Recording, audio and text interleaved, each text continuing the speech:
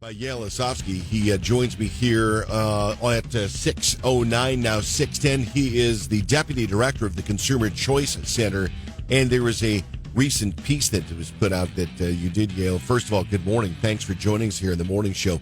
The president has talked about capping credit card interest rates at 10%, and there are a lot of people who go, finally, yes, but then they sit down and they start thinking about it, and they go, no. Talk to us about where you are on this. Good morning. Good morning. Yeah, it's something that I think feels good. It sounds good. Everyone is paying pretty high APR rates on their credit cards. I think the average now is about 21%. Everyone knows it. They feel it. And you have a lot of tens of millions of Americans who are very dependent on it. The only thing that's the issue with this is that if you have a kind of policy where the government would cap these rates, it doesn't all of a sudden mean that everybody's bills go down or they pay less interest. It means that the pool of available capital dries up. So it means that those people who rely on these credit cards are now cut off. And we have evidence of this. It's been tried in states like Illinois, where they put similar caps on this when it comes to the state-level credit cards. And the nation of Chile, they also experimented with a very similar cap, and we saw it was something like 10% reduction in the credit availability. And kind of the studies that we've seen in the States here is that if you did have a 10% cap on those interest rates, that would mean that you got 14 million people who wouldn't be able to access credit cards. So I think everyone understands there's a debt issue, there's a consumer spending issue. It's just that capping it through federal legislation is just not the best way to address it. We got better things in our toolbox. And it's really interesting too, because you think about this at a macro level. You take a look at the country of Greece, for example, the austerity measures that were pushed down upon them. This is basically essentially the same thing that was done on a national level with the government of Greece.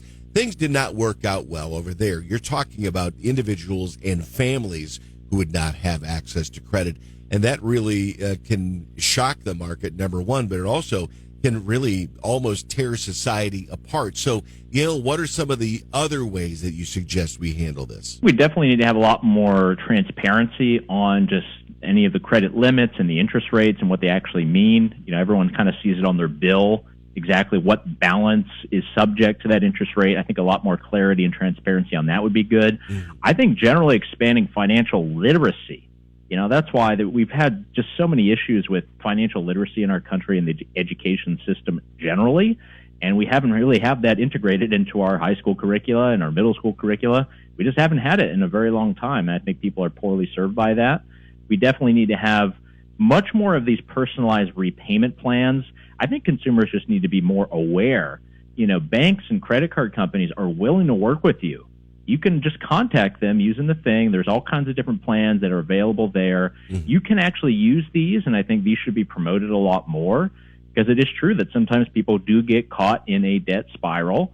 They're sometimes paying more interest every single month and weren't able to really catch up with that. Right. But you do have these tools available. I think that would be a very good thing. Unfortunately, right now, the kind of plans that we have, the cap, this is President Trump's plan now, but it was originally a Bernie Sanders and Josh Hawley plan in the Senate.